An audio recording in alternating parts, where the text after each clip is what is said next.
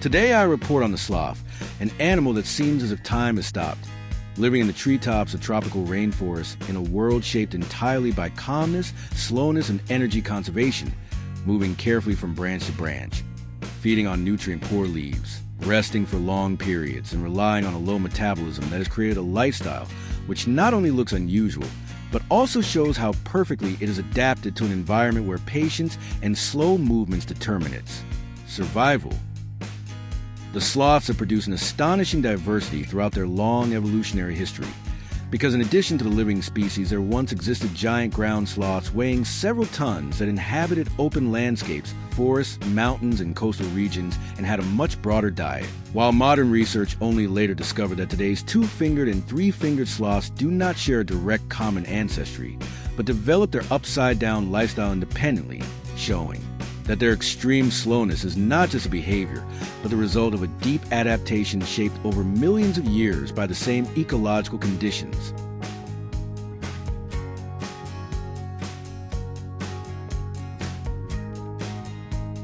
Their appearance seems unusual at first glance because a short head with its round face, widely spaced eyes, flattened nose, and ears hidden in the fur gives them an almost childlike calmness, while their body length ranges from 42 to 80 centimeters and their weight from 2 to 11 kilograms, and the long limbs, with the front ones noticeably longer than the hind ones, together with the large sickle-shaped curved claws on their fingers and toes, which always include 3 toes on the hind legs, reveal how perfectly they are adapted to the slow, hanging life high up in a canopy. Many of the extinct species, however, reach gigantic proportions,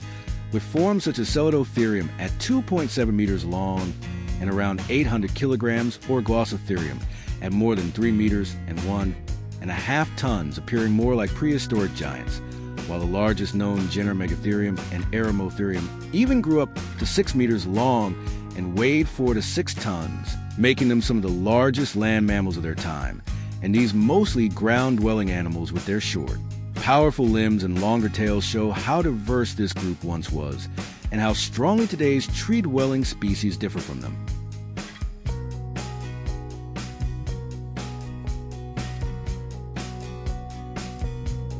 The fur of these animals is uniquely structured because in the three-fingered species one can clearly see a dense, short undercoat beneath a long, straw-like top layer, while the two-fingered species possess only the top hair and the special design of the hairs, lacking a medulla, growing from belly to back, and in some species featuring fine longitudinal ridges or tiny air chambers, reveals how strongly they are adapted to their hanging lifestyle in the rainforest with a greenish tint, caused by algae providing natural camouflage that becomes especially visible during the rainy season and makes them appear almost invisible among the leaves. Fossil discoveries show that extinct species also had fur, because in caves of North and South America's shaggy brown hair remains of Mylodon, Megalonyx, and Nototheriops were found, while the gigantic ground forms such as Megatherium and Eremotherium likely had little visible fur due to their enormous body size, which suggests a more naked skin for better thermoregulation. And some species additionally possess small disc-shaped bone plates in the skin that, unlike the armor of armadillos, did not fuse into a solid shield but were loosely distributed and simply built, demonstrating how diverse the external appearance of these animals once was.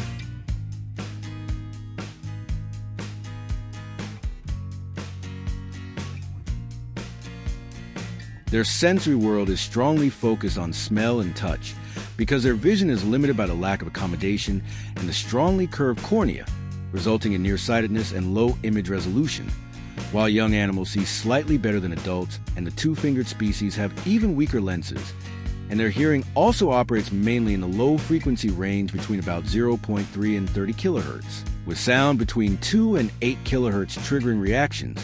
which young animals use when calling for their mothers, while overall only few vocalizations are known, and studies of fossil species show that their hearing abilities were similarly restricted. The acoustic abilities of these animals are generally weak, because the inner ear is structured to perceive mainly low frequencies,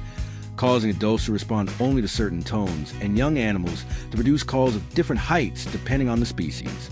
while hearing plays only a minor role and few vocal patterns are documented. And comparisons with extinct forms such as Glossotherium or Lestodon show that their optimal hearing frequency also lay in the low range and the upper limit, reached around 15 to 16 kilohertz,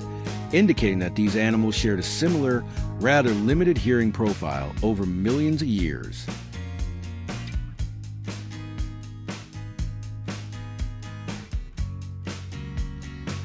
Their distribution once extended far across the southern part of South America, as finds from Argentina, Chile, Bolivia, Uruguay, and Brazil show that they inhabited both the cold regions of Tierra del Fuego and the vast plains of Patagonia, as well as the more northern Pampas, with the southernmost evidence lying around 53 degrees south, and the northernmost finds reaching up to the 20th parallel. And although some reports from Paraguay are uncertain, numerous well-documented sites, such as trace arroyos, the Cueva del Mylodon or the Chue River, demonstrate that these animals possessed an enormous geographic range for thousands of years, and that their habitats occasionally overlap with other large sloth species, even if actual coexistence is rarely documented. The early origins of these animals may reach back to the lower Pleistocene, although finds from that period are scarce, and alongside the first representatives, closely related forms such as Archaeomylodon appeared in the Pampas, whose teeth were not yet fully reduced, while later discoveries such as a skull from the El Palmar Formation or partial skeletons from Cordoba and Buenos Aires show that these animals already lived in more northern regions around 80,000 years ago. And in the upper Pleistocene, their range overlapped with other large species such as Glossotherium and Lestodon, with important sites like Paso Terro, Arroyo de Vizcaino, and the Chue River indicating that they shared the same landscapes during certain periods, even though such coexistence was overall rare.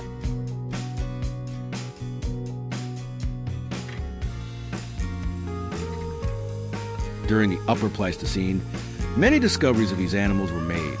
because in this phase, which falls into the last glacial period, numerous bones, osteoderms, and coprolites were found that show they lived for long periods in the same landscapes as early humans,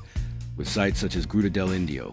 Piedra Museo, Las Petreras, or Trace Arroyos demonstrating at least coexistence. Even though direct evidence of hunting or bone use as raw material is rare and often disputed,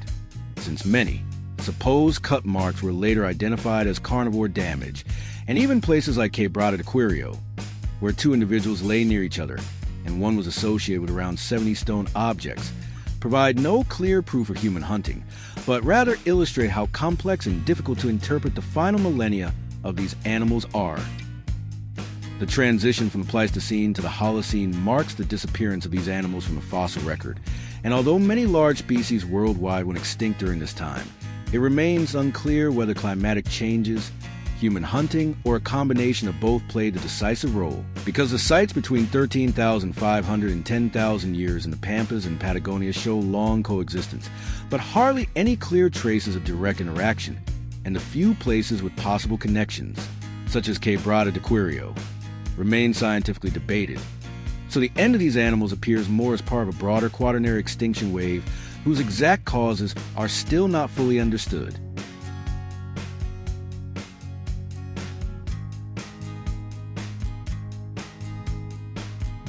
Their movement was strongly adapted to a life on the ground, because their hind legs had a very short lower section while the thigh was much longer, resulting in a heavy and slow gait, and the rotated hand position with the outer edge touching the ground protected the long inner claws, so they did not dig into the soil while walking, while the slightly outward pointing elbows and inward angled arms supported the weight of the massive body, and the limited mobility of the upper and lower arm shows that these animals were built for stable, powerful, but not particularly agile locomotion. Some related species, such as Glossotherium, may have had a partially digging lifestyle, because their long olecranon allowed strong leverage of the forearm, while in Mylodon this bone process was shorter and the hand bones less robust, which argues against intensive digging. Even though features such as the stiff middle finger or occasional wear marks on the last phalanges suggest they sometimes scratch the ground, for example to uncover food, and the differences between the hand rays show that different fingers serve different functions, indicating a versatile but not specialized use of forelimbs.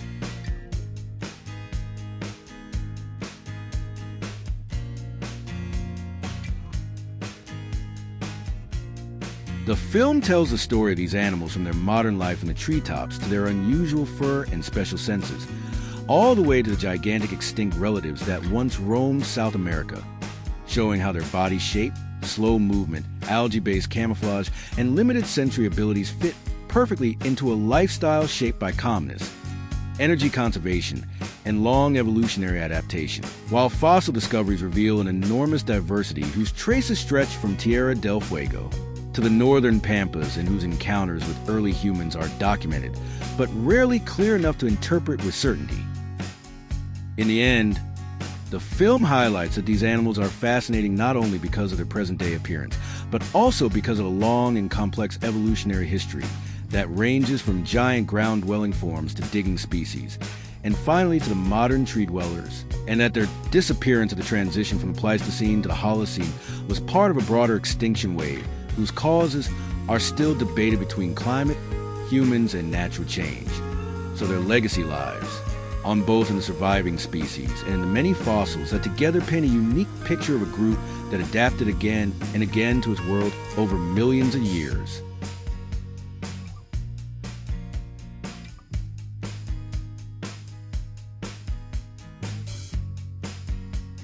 As we come to the end of this film, I want to thank every viewer, because it matters to me that people find content that offers calm moments, clear explanations, or simply a space to listen and breathe.